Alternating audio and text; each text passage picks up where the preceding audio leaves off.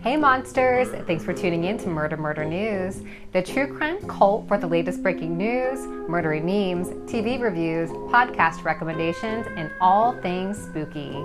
We want to welcome you to our true crime family, where we envision a world of watching Hocus Pocus while playing with some baby goats and trying to solve the Black Dahlia case. I'm television's Aurora Katie. And I'm your online murder friend, Angelina. Cults are no fun alone, so don't forget to like, comment, and subscribe, and tell all of your true crime friends to join the commune at MurderMurder.news. This is the Week in True Crime.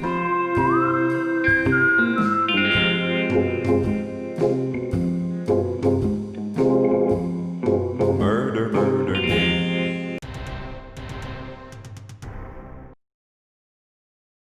There's been a lot of buzz on MurderMurder.news about the case of missing Colorado woman Suzanne Morphew. So we dug a little deeper to find you all the updates we could to try to make some sense of this mess. Suzanne, a 49-year-old mother of two, disappeared this past Mother's Day after going for a solo bike ride in her hometown of Maysville. She was reported missing by her two daughters, Mallory and Macy, who grew concerned when they couldn't reach their mother on her cell phone. While her bicycle was recovered nearby later that same day, there was still no sign of Suzanne.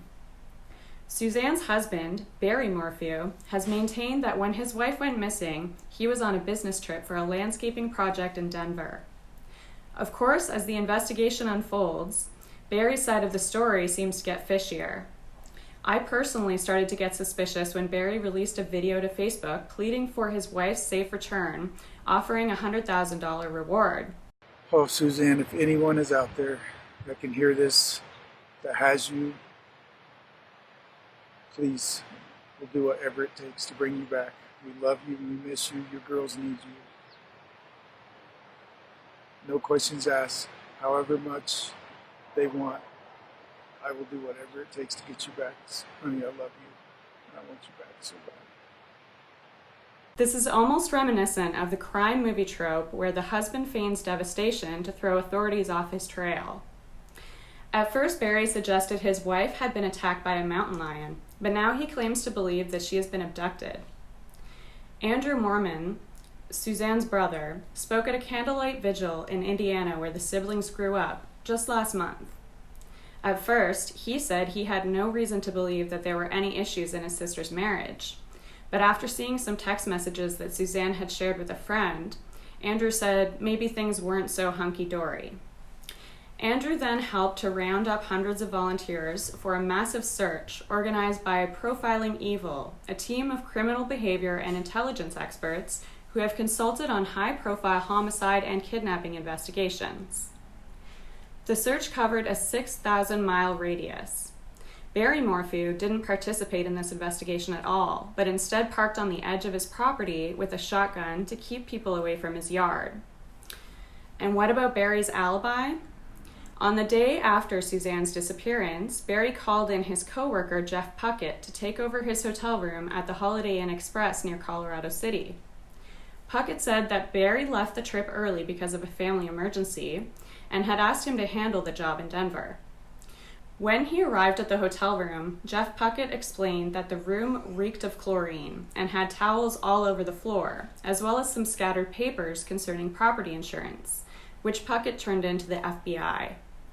Puckett described the whole scene as weird, and he went on to explain that he spent his entire business trip on standby in the hotel room, where there weren't even any landscaping tools, and he never got the call to start the landscaping job.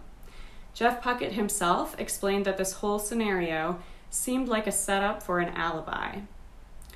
Now Suzanne's brother has made an appearance on the Dr. Phil show, explaining that he believes authorities are building a case against his brother-in-law, who he now firmly believes to have murdered his sister.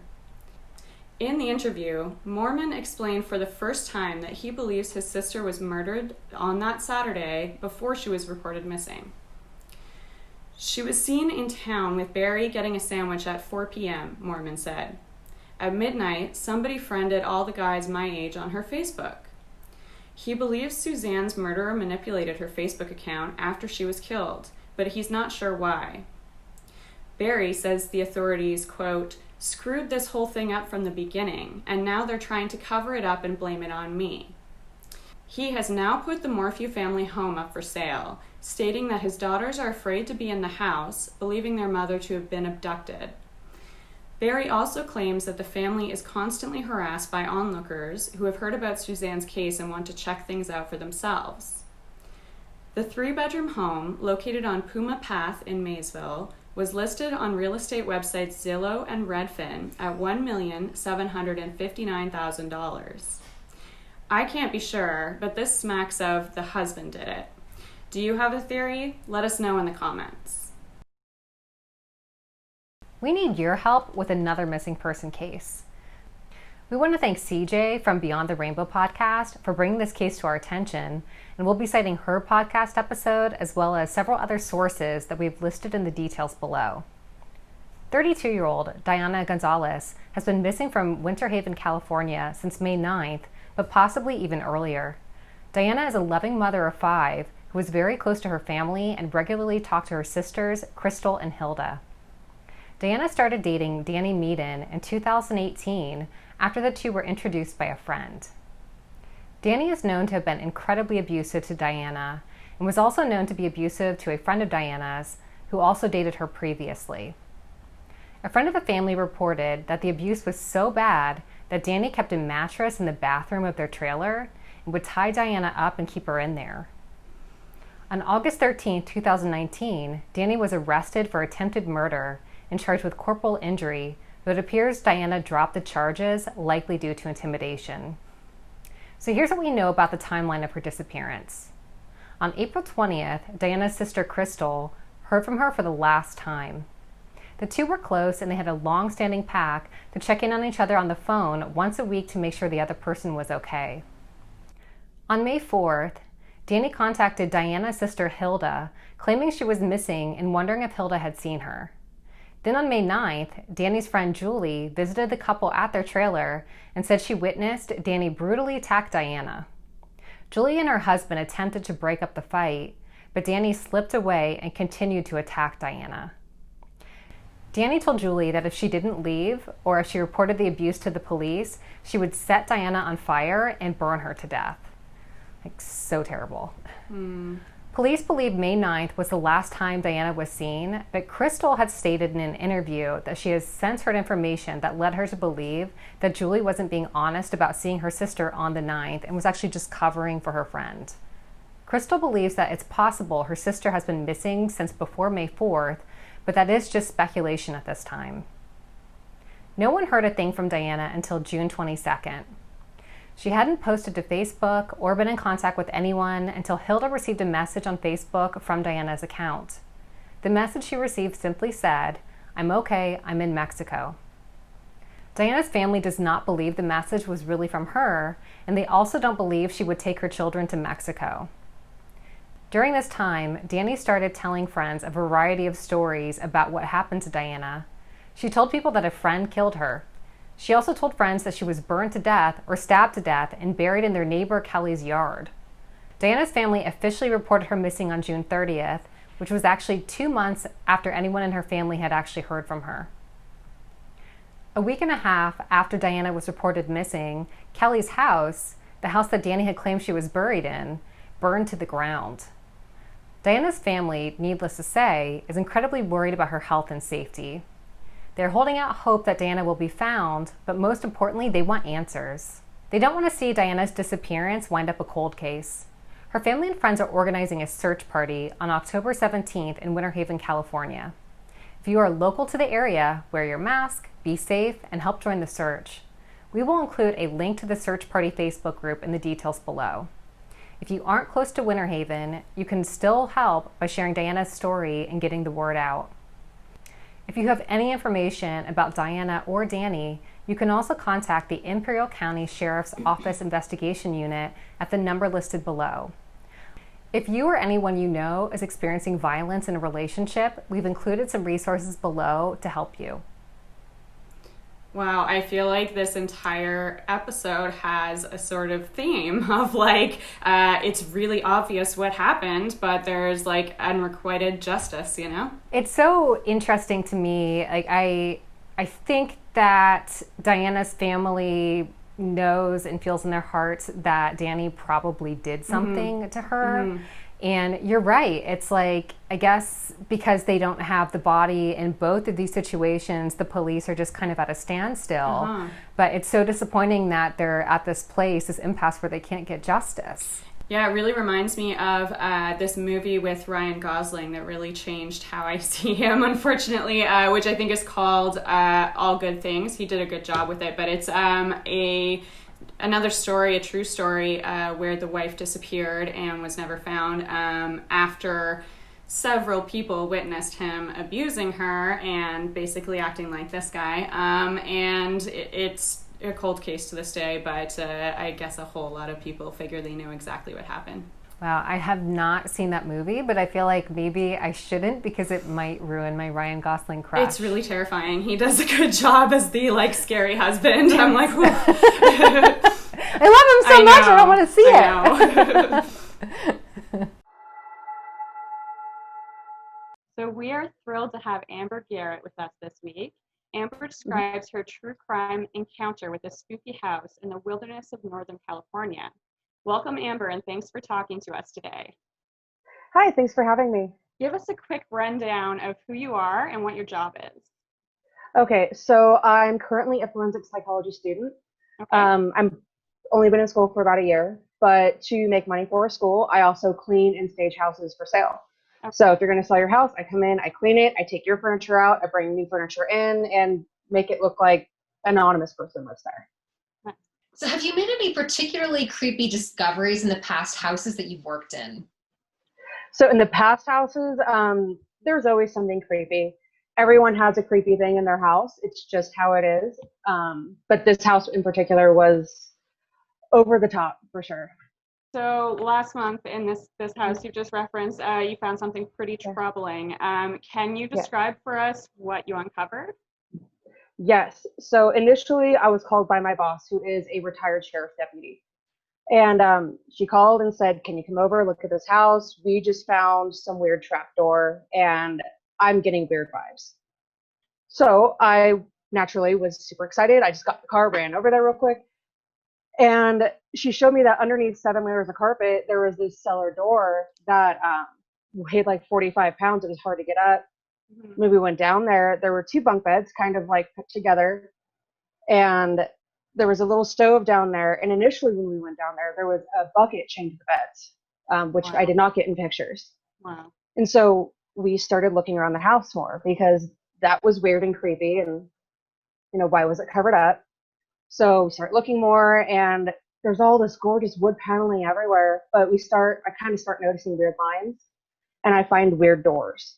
There was a door that went into what I call the long room that had an air shaft down to that basement. Wow. Then there was the attic room, which we found that was completely boarded off. So I just kind of, you know, we were looking around and we noticed that this wood wasn't sitting right. So we pulled it back. We saw there was a door. Went in, there was more beds. The windows were nailed shut, and there was no electricity in the room, and it locked from the outside. No doorknob inside. Wow. Wow. Yeah. That is so creepy. Like, I feel like as a kid growing up, you sort of have this dream that someday you'll live in a house that has like a secret bookcase that leads to a secret room and a cellar, kind of like Addams Family style or something. But like, that's a nightmare room to uncover. Yeah. It really was. What was really creepy was that we found all these mattresses everywhere. There were a total of 12 mattresses, and they were just gross stained. The owner of the home thought that there was juice stains all over them. It was layer upon layer upon layer. And it just... So did you find out what was in the mattresses, or? Local law enforcement to come in, because in that little stove in the basement, we found bones. It looked like a jawbone and pieces of a skull. And so immediately we called for law enforcement. They came, they looked at everything. They wanted us to get the beds back so they could test them. And their findings as they related to us were that they were animal bones in the stove, that the mattresses were just old, and there was nothing to be alarmed of in the house. I don't Wow. buy that. Yeah. Yeah. No. Yeah, it's pretty hard Mhm. to believe. I mean, when you uncover Yeah. something like that, like you say, you got to get bad vibes, and then you're just sort of like, Yeah. there's something has happened here. There's no logical explanation for someone to have secret rooms with doors that lock only on the outside and have no electricity, for example. But Exactly. I mean, there were so many red flags in that house. It was really, really startling. Um, I kept walking around the house, and I'm not one of these people, like, vibes and all that stuff, but I'm not like supernatural. I don't, I'm not necessarily into ghosts, but right. the entire vibe of the house, the minute I walked in, it felt shattered. Like there was something horrible that happened there. And I kept getting the feeling that the house was maybe used for sex trafficking, just with all the beds. There was no reason to have that many beds in that small of a house. And you mentioned it's near the border too, right? Yes, we are about 45 minutes from the Nevada border. And we're in that house is maybe 30 seconds from the major freeway. So you're there and gone very, very quickly. So what do you know about the owner of the house? Like, whose house was it? What was the family situation like? Was anybody seemingly in the neighborhood that you're aware of suspicious of who was living there throughout the years? So what I know about the house is it was originally built in 1948, and the man that built that gave it to his son when he died. The son was supposed to have lived there, and he was the one who passed away recently, which is why his daughter is selling the house. I was under the impression the house was only vacant for about 2 months. I learned later it was vacant for about 10 years. So there was a big difference in time there. We know that he was kind of a loner. He had his daughter, and then wife moved away with the daughter, and she really didn't have contact with her dad after that. Other than that, there have been squatters in the house. I know because of living around here that it's been used as a drug house many times. There's always been weird activity going on there. So I'm not necessarily surprised we found weird stuff, but the level of it was not what I expected. During the investigation, you had to keep things pretty hush-hush, so you couldn't add comments to any posts that you had originally made online, but others were certainly speculating. What's Definitely. the best web sleuth theory that you read about the house? You know what? I read a lot of theories. Most of them were on where the house was because I was trying to keep that very, very quiet. And people figured it out, obviously, if you followed along. But there was one theory I saw where somebody was talking about it being a sex trafficking house. Yeah. Because of all of the beds. And that's the one, I mean, I guess I agree with most because that's the feeling I got. Do you have any Reddit posts or anything that we can share with our viewers so that way they can kind of jump into this mystery too? Because it's so creepy. Or Facebook groups. I don't really have any Reddit groups. I'm not really active on Reddit, but with the Facebook groups, I posted in 2 different pages. One of them was taken down at my request because of somebody found the house and broke in. And that was a really big deal. I got removed from my posting for a week, or actually 2 weeks for that. But other than that, the house is now listed for sale. So I can share the listing with you guys, and you can see what we did to make it nice and pretty and not as creepy. I love it because I looked at the listing, and like, of course, it looks completely different from the other photos you had prior to the listing. But I still feel like there's some spots in the house that just like have a creepy vibe from the photo, even though it looks more like a normal house. It's still sort of like the way the kitchen is, and so it just has like it seems creepy. Yes, well, the house itself, it was originally built like with just these 2 rooms, not even the bedrooms. There's the kitchen and the main room as a cabin, and then the bedrooms were added on one at a time. There was another washroom in the back that was added on, and then another room off that was added on. It just kind of was this jumbled, put together, that like odd house. There's nothing comfortable about it. Wow. Yeah, I know it might be a bit of a comparison, but like it makes me think a little of like H.H. Holmes building as like House of Horrors, where he's adding extra rooms for his victims and stuff like that. But it's like, how many victims can you take on? There were how a many total beds of in total 12 were in this beds. house again? So we found 8 beds. in the main part of the house, and then 4 more in the garage by the street. Wow. Which was weird because the garage, there's no way to get into it. We had to Right. break the doors to get in. Right. Wow. Well, we will definitely include the listing, the updated listing to what the house looks like now. And maybe all of us as monsters can come together and pitch in to buy this house. And this can be the side of our commune and our HH Homes commune. Yeah. There we go. Bad energy, though. I'm not sure about that one. If someone's game to tackle it, then yeah. Thanks so much, Amber, for talking with us today. This is really spooky. This week, we and every other murderino are watching American Murder: The Family Next Door on Netflix. The show covers the weeks leading up to Chris Watts murdering his pregnant wife, Shanann Watts, and their 2 daughters. Even if you are familiar with this case, the documentary shows a wealth of video footage from the police first arriving to Shanann's home for a welfare check, Facebook videos Shanann shot with her family, and Chris's interrogation. It also looks at text messages sent between Shanann and Chris, and Shanann and her friends about her suspicion that Chris might be having an affair. This was a terrifying one. And again, you know, it fits with the theme. It reminds me of Barry Morphew's Facebook video, because in this movie where Chris Watts was on the news talking and pleading for his wife and children to return. If you're out there, just come back. Like, if somebody has her, just please bring her back. And you could just see in his eyes that he had done something and that things were not right. But no one knew yet. It just, what a chilling moment. It's so chilling, and it's interesting because I've actually never really been interested in this case.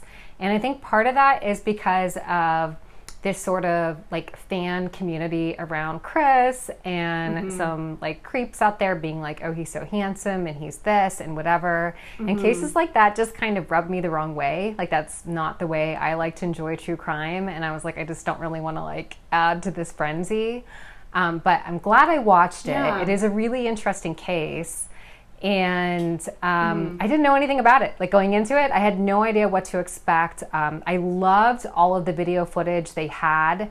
I feel like that's so rare because so much of the true crime we watch is from like the 90s or when earlier, you and I were when chatting about not this everybody was earlier, online and posting about their lives. Yeah, we were talking about the MLM that Shanann was involved in, and how in this case it was actually a good thing because although those can devastate people's lives, MLMs, in this case it caused... Don't do it. Yeah, but in this case it caused her to take so many videos that there was so much documentation of things, so it was helpful.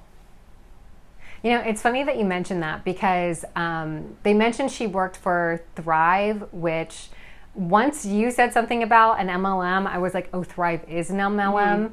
But before that, I actually meant to look up what company she worked for because I was like, why did she take all those videos? Yeah. Like, I don't take that many videos of my marriage and I think I'm happy. Yeah. Like, should I be taking more videos? And I was like, that reeks of MLM. Yeah, absolutely. Yeah, so that is an interesting angle. You're right. Like, that did contribute. We are having a big giveaway, and you could win a big basket of murder merch just for registering at the MurderMurder.news commune. The prize basket includes our Murder Murder News tote bag and t-shirt, a Stay Spooky shirt in any size you like from Stay Lucky Boutique, a killer necklace from Forensic Miles, this Son of a Witch zip pouch from DK Lee Shop, a Good Wine and True Crime sticker from Lacey Olson, and this Talk Murder to Me mug from Mug Matters Studio. All of this awesome murder merch is worth over $150 with no purchase necessary. All you have to do is go to MurderMurder.news to register your account and let us shower you with true crime presents. We will have 2 winners, one in the US and one in Canada, and we will announce the winners live on our channel next week. We love reading your comments, so long as you aren't a troll, and we want to thank Food Makeup Skin for commenting that the Brittany Barron case was so dark it sounded like something out of Hollywood. We also want to thank Night Guys Podcast for noticing our matching Halloween cat shirts last week. We didn't plan it. Nope. Thanks so much for tuning into This Week in True Crime with Murder Murder News. If you haven't already, hit the subscribe button below, give us a thumbs up, and tell all of your true crime friends. If you just can't get enough true crime, join our coming at MurderMurder.news for our Monster Book Club and cold case solving groups. And don't forget to follow us on Instagram, Twitter, Facebook, and now TikTok. See you next week.